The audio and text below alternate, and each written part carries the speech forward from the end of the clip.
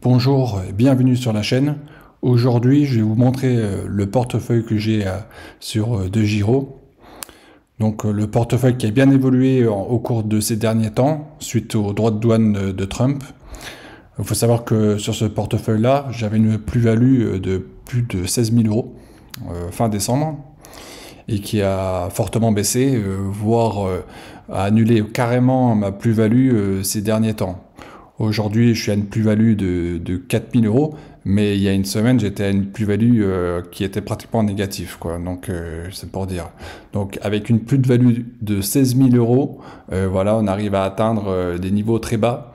Le portefeuille, bah, moi, je l'ai depuis 4 ans. Donc, je l'ai ouvert au printemps 2021, post-Covid.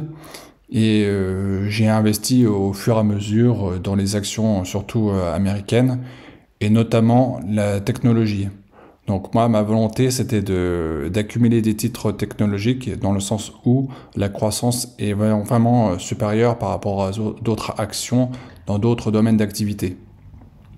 Donc comme vous pouvez le voir, moi j'ai plusieurs actions donc US à la fois sur Alphabet, Amazon, Apple, Microsoft, Tesla. J'ai récemment acquis des ETF donc sur le SP500 et sur un ETF dividende aristocrate. Et j'ai deux actions françaises, Vinci et LVMH, d'une façon assez très mineure. Voilà. Donc ma volonté, c'est vraiment d'investir sur le marché américain et un petit peu sur le marché français.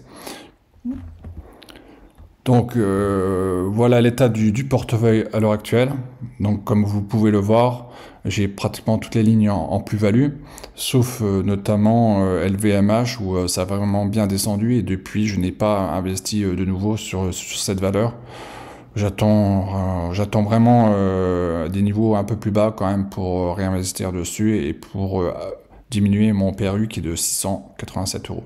Donc aujourd'hui on va parler notamment des actions US et on va faire le point sur les baisses qu'il y a eu ces derniers temps et voir aussi l'impact que ça a sur un portefeuille quand il y a une baisse en l'occurrence de 20 à 30% sur un portefeuille. Parce qu'on ne se rend pas compte comme ça. Moi j'avais une plus-value de 16 000 euros et je pensais qu'au final j'étais à l'abri d'une chute assez notable. Et au final non, c'est pas le cas. Et l'abcès psychologique en prend de vigueur. Et c'est là on arrive des fois à faire des erreurs de jugement, de changer ou de vendre ou d'acheter des titres alors que c'était peut-être pas le cas. Je pense notamment à des jeunes investisseurs qui ont acheté dernièrement des titres à des niveaux à très haut, qui là, d'un seul coup, ont vu leur portefeuille avec sans doute une plus-value, enfin une moins-value de moins 20, moins 30%. Voilà, moi je n'en suis pas à ce cas de figure. Ça fait 4 ans que mon portefeuille est en cours. J'ai pas été tout de suite en plus-value. J'ai notamment subi des baisses assez importantes fin 2022, vers la période du troisième trimestre 2022, et où j'avais une moins-value latente de 5 000 euros. Donc là, c'était différent. Voilà. Mais aujourd'hui, on est quand même dans ce cadre-là. Moi, ça ne m'affecte pas de voir la plus-value baisser fortement. Ce qui m'importe le plus, c'est la gestion du portefeuille en elle-même. Voilà. Donc on va refaire le point. Donc on va regarder un peu les titres US, comme j'ai dit. On va regarder un peu Alphabet et voir un peu la baisse que ça a provoqué. Donc Alphabet a baissé à peu près, on va dire, d'environ, on va dire 30%. Voilà. Donc sur Alphabet, moi personnellement, je n'ai pas encore, j'ai investi j'ai fait quelques achats, mais pour l'instant, je n'investirai pas plus. J'ai un portefeuille qui est assez axé sur les valeurs technologiques, donc je n'ai pas envie d'investir notamment. S'il faudra investir là sur Google, ce serait sans doute à hauteur des 120, 130 $. Voilà, on n'y est pas et on constate récemment une hausse. Donc voilà. Après, sur Amazon.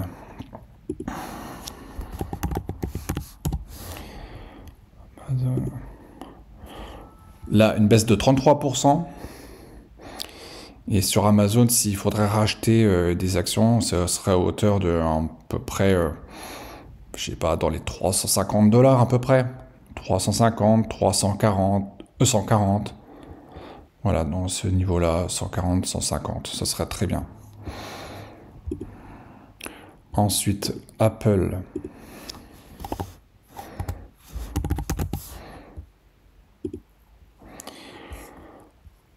Donc là, on a une baisse aussi de 33%. Pareil, là, je n'ai pas investi du tout. Ça fait déjà un petit moment. Mais on voit quand même qu'il y a des niveaux pour investir sur Apple, notamment aux alentours des 160, 150 à peu près. Voilà. Et je ne compte pas réinvestir dessus. J'ai assez d'actions à ce niveau-là. Voilà. Après, il y a Microsoft. Donc Microsoft, moi j'ai pour l'instant une plus-value de 2000 €. Et je suis à 16%. Alors, il faut savoir que Microsoft, je l'ai acheté au plus haut. Il me semble que c'était en 2021, en décembre 2021 au plus haut. Et j'ai subi directement la chute qui m'a fait perdre notamment pas mal d'argent en moins-value. Je l'avais acheté.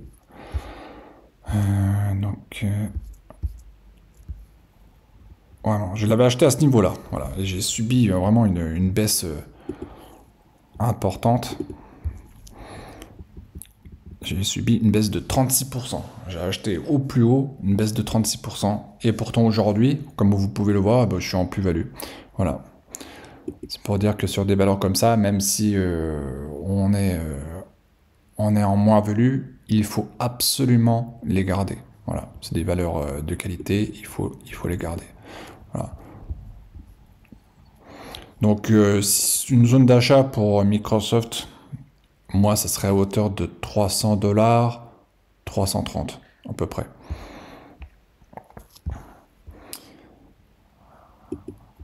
Et enfin, Tesla. Donc Tesla pour moi c'est un achat de valeur de croissance, mais j'aurais pas tendance à investir massivement dessus, mais il faut dans ce portefeuille-là quand même l'avoir. Vous avez vu là dernièrement, Tesla pardon, était à hauteur de pratiquement 500 $.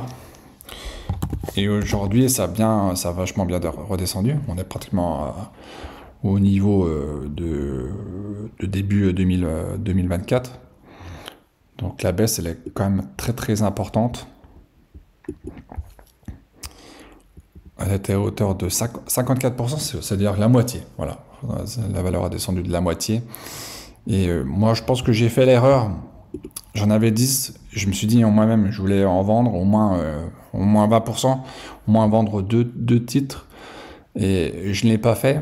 Et j'aurais dû le faire parce qu'au moins, avec la vente, j'aurais pu potentiellement acheter d'autres actions, mais à des prix vraiment plus attractifs, aux alentours des 200, 210, 220 $.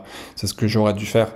Et mine de rien, en gardant ces actions comme ça, j'ai eu une perte notoire.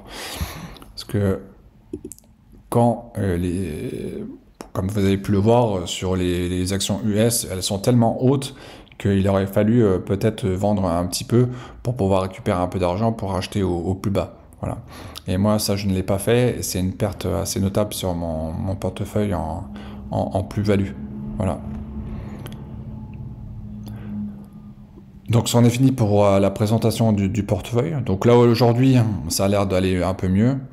Et, on va dire que ça a un peu remonté quand même, 4000 € en peu de temps. Donc le portefeuille là, moi je le situe en moyenne à une plus-value latente de 8000 €. Voilà, donc il y a encore un manque à gagner de 4000 €. On était sur des hauteurs de 16 000 € et, début de l'année, mais je savais très bien que c'était des hauteurs un peu trop importantes et qu'il fallait au final un peu diminuer la taille du portefeuille et faire acter les plus-values latentes. Voilà, je ne l'ai pas fait, c'est à mon regret. voilà.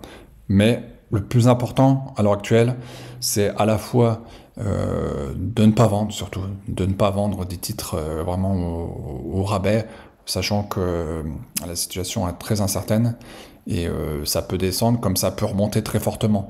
Donc voilà, j'aurais pu revendre l'intégralité de mes titres et puis perdre 4000 euros quelques journées après. Donc voilà, il faut faire très attention à l'heure actuelle. On vit une situation instable et le marché n'aime pas les situations instables et il faut avant tout ne rien faire. Voilà, ne rien faire ou éventuellement acheter des titres sur des valeurs qui pourraient être potentiellement intéressantes. Voilà, on va dire allouer 10% du portefeuille sur des titres des cotés, ça serait très bien pour moi à l'heure actuelle, mais pas faire davantage. Il ne faut pas engager une somme importante directement sur des valeurs. Il faut rester sage et attentif au marché. Voilà. Bah, faites-moi part de votre expérience par rapport à la baisse dernière et voir un peu quel est votre ressenti par rapport à cette situation. Voilà. Je vous remercie d'avoir visionné ma vidéo et puis il y en aura d'autres pour la prochaine fois. Voilà. Merci beaucoup. Au revoir.